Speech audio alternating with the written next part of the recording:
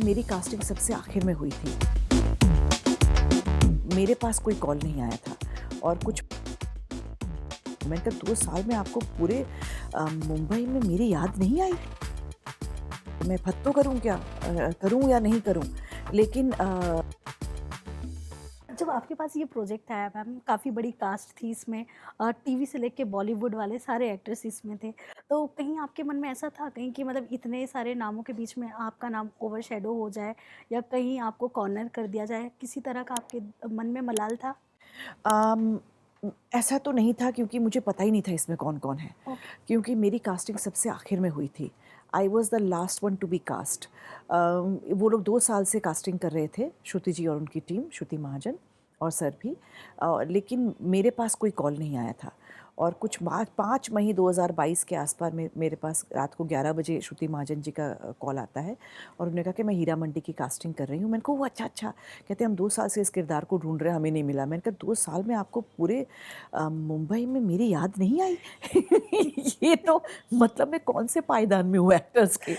क्या आपको मेरा नाम ही ध्यान नहीं आया? तो ख़ैर जो भी है, तो उन्होंने कहा कि अगले दिन आप मुझे मैं 2 सीन्स भेज रही हूँ और उस सीन के आप स्क्रीन टेस्ट करके मुझे भेजिए। तो मैंने जब स्क्रीन टेस्ट करके भेजा तो तब उन्होंने मुझे कहा कि हमें नहीं पता कि आपको सत्तो मिलेगा कि फत्तो। ओके। तो एक तो सत्तो फत्तो किरदार नाम सुनते ही मैंने बोला इसका मैं स्क्रीन टेस्ट दूँ भी कि नहीं दूँ? क्योंकि मैं तो गीतांजलि देवी ओसवाल, निर्मला देवी भारद्वाज इस तरह के नाम की आदी थी। ये फत्तो क्या होता है?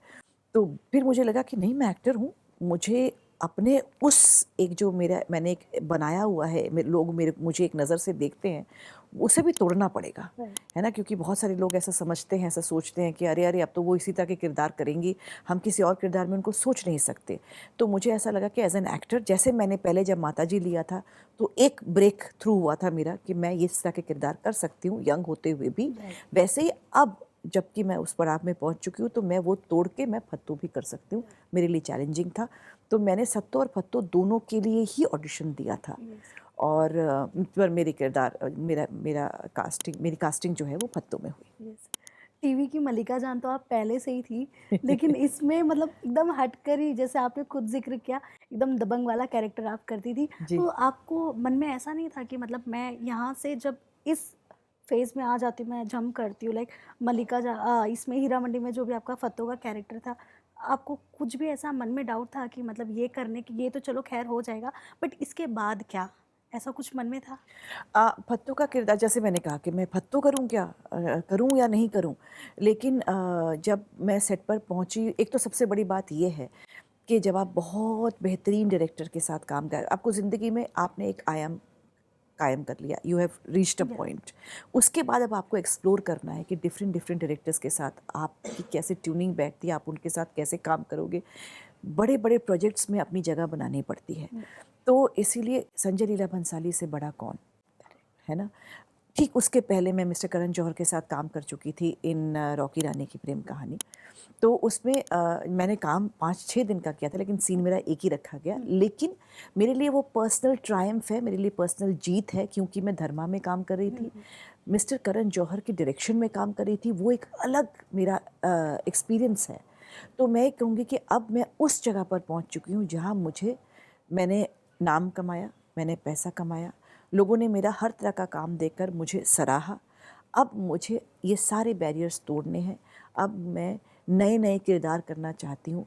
I am sure Heera Mandi और मेरे बाकी का काम पहले का देखने के बाद लोगों को ये समझ में आता है कि मैं मल्लिका जान की तरह का किरदार मैं टेलीविज़न में कर चुकी हूँ। मतलब उस तरह की मैट्रियार्क या मैट्रियार्क जो एक या एक जगह की हेड होती करेक्ट। है, यस, यस। वो मैंने 10-15 साल किया और ठीक उसके ऑपोज़िट मैंने घर की फेल्ड तवाइफ या जो अब नौकरानी बन चुकी है, उसका भी किरदार मैंने कर लिया। तो आप देखिए स्पेक्ट्रम देखिए कि यहाँ से लेकर यहाँ तक। तो ये मेरे लिए ये चैलेंज है आज की डेट में मेरे लिए कि कोई नया किरदार आएगा तो उसको कैसे प्ले करना है, जो बिल्कुल पहले ना किया हो वो प्ले करना करेक्ट। है। तो इस वक़्त तो ये मेरे मैं लेकिन मुझे ये भी पता था कि मैं मिस्टर संजय लीला भंसाली का प्रोजेक्ट करना चाह रही हूँ, तो खोऊँगी तो नहीं मैं। क्योंकि वो ही अगर मैं अच्छा परफ़ॉर्म कर गई, 1 या 2 सीन में भी उनके सामने, तो वो मेरे किरदार को खड़ा कर देंगे और जो हुआ भी।